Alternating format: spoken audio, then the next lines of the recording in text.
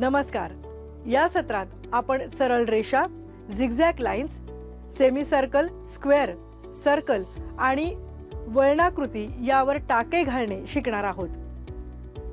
या सत्राच्या शेवटी मशीनने शिवणाचे महत्त्व, शिवणयंत्राने वेगवेगळ्या आकारातल्या शिवण रेषा आणि वेगवेगळे आकार व कापडावर शिवण रेषा स्पष्ट करणे या गोष्टी तुम्ही सांगू शकाल।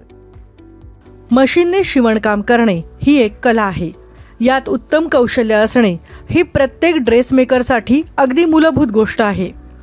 मशीनने शिवणकाम करताना शिलाईमध्ये अचूकपणा आणि काटेकोरपणा यावा यासाठी काही महत्त्वाची तंत्र असतात। मशीनने शिवणकाम करण्याच्या सततच्या सरावामुळेच एखाद्या ड्रेसमेकरकडे ही अचूकता येते। मशीन स्टिचिंगचा सराव हा टप्प्याटप्प्याने करायला हवा। यामुळे ड्रेसमेकर शिवणयंत्राचा योग्य वापर करू शकतात। याची सुरुवात मशीन सहज चालण्याकरता पेडलिंगच्या क्रियेने होते। सुई आणि धाग्याशिवाय पेडलिंग करून मशीन चालवून त्यात प्रावीण्य मिळवता येते। नंतर मशीनला विजेवर चालवण्याचा सराव होण्यासाठी मशीनला प्लग जोडून स्विच सुरू करतात। हे सर्व करताना खूप काळजी घेणे गरजेचे असते, कारण मोटरवर मशीन चालत असल्यामुळे ती चांगल्याच वेगात असते। दुसरे म्हणजे विविध आकार, जसे उभ्या आणि आडव्या रेषा, चौकोन, गोल इत्यादी प्रत्येकी एका A4 साइज कागदावर काढावेत। मशीन धागा भरल्याशिवाय स्टिचिंग करता सेट करा। प्रत्येक डिझाईनवर स्टिचिंग करण्यासाठी प्रत्येक आकाराच्या क्रमानुसार A4 साइज कागद मशीनवर ठेवा। हेच आकार जसेच्या तसे खडूने कापडावरही काढा। आता शिवणयंत्रात धागा भरा आणि कापडावर काढलेले आकार एक एक करून घेऊन ते शिवण्याचा सराव करा। या सरावामुळे प्रशिक्षणार्थीला मशीन कौशल्यपूर्वक हाताळायला आणि आवश्यक तेव्हा मशीनचा वेग नियंत्रित करायला मदत होते। शिवणयंत्रात काही सर्वसामान्यपणे येणाऱ्या अडचणी, त्यामागील कारणांची शक्यता आणि त्यावरील उपाय पाहूयात। यातील बऱ्याचशा अडचणी तुम्ही स्वतः हाताळू शकता आणि जर काही मोठी समस्या असेल तर प्रशिक्षित मेकॅनिकची मदत घेता येते। धागा गुंतण्याची कारणे आणि उपाय येथे दिलेले आहेत। स्टिच वगळणे म्हणजे स्किप्ट, वरील धागा तुटणे, खालील धागा तुटणे, कापड गोळा होणे किंवा फाटणे, सुई तुटणे, धागा तुटणे, स्टिचची असमान लांबी, कापड नीट लोड न करणे, मशीन चालवताना जड जाणे। तुम्हाला आतापर्यंत काय समजले आहे याची चाचणी घेण्यासाठी एक टास्क करायचा आहे। हा टास्क करण्यासाठी तुम्हाला single needle lock stitch machine, bobbin आणि बॉबिन केस, धागा व सुई, मेजरिंग टेप, पट्टी, पेन्सिल, A4 साइज कागद आणि कॉटनचे कापड या वस्तू आवश्यक आहेत। विविध आकार आणि कापडावर स्टिच लाईन्स म्हणजे शिलाई रेषा काढणे हा टास्क करायचा आहे। A4 कागदावर रेषा काढा। प्रत्येक कागदावर पाठपोट दोनदा काढा। पेन्सिल आणि पट्टीचा वापर करा। कागद प्रेसर फूटच्या खाली ठेवा। अतिरिक्त सामान डाव्या बाजूला ठेवा। कागदावर स्टिचिंग करताना सुईमध्ये धागा नसावा।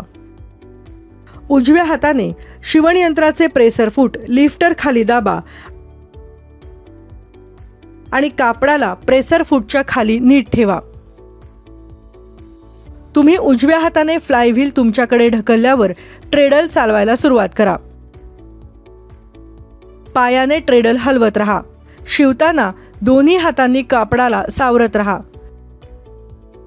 मशीनच्या हालचालीसोबतच फीड डॉग आपोआप कापड पुढे मागे होईल। पण शिवण रेषा योग्य आहे की नाही यासाठी तुम्हाला सुई आणि प्रेसर फूटकडे नीट लक्ष द्यावे लागेल।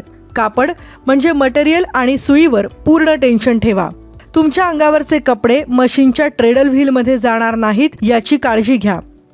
हाताने शिवण्यापेक्षा मशीनची शिलाई खूप वेगाने होते, त्यामुळे कापड सावरताना आपली बोटे सुईपासून वाचवा। अशाच प्रकारे सुई आणि बॉबिनमध्ये धागा भरून कापड घेऊन त्यासोबत सराव करा। आता सर्व स्टिच लाईन्स 2 थराच्या म्हणजे डबल लेयर्ड 20 बाय 22.5 सेंटीमीटर कापडाच्या तुकड्यावर एकदा करून पहा. हे मटेरियल 7 सेटमध्ये म्हणजे एकूण 14 तुकड्यांमध्ये कापा. 2 तुकडे एकमेकांवर ठेवा.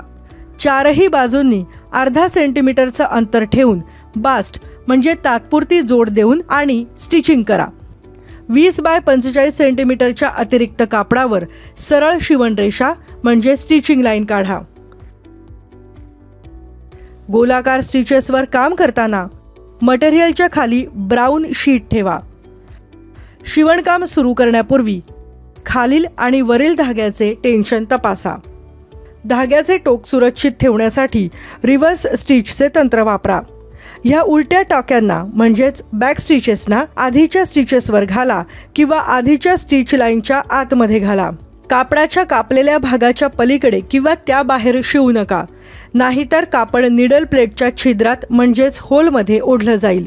तुम्ही धाग्याच्या टोकांना गाठही बांधू शकता. त्यासाठी तुम्ही सर्वात आधी खालील धाग्याला कापडाच्या उजव्या बाजूला आणा. वरील धाग्याला ओढा म्हणजे खालील धाग्याला पकडता येईल. मग पूर्ण खेचा. दोन्ही धागे एकत्र बांधा आणि उरलेला धागा कापा.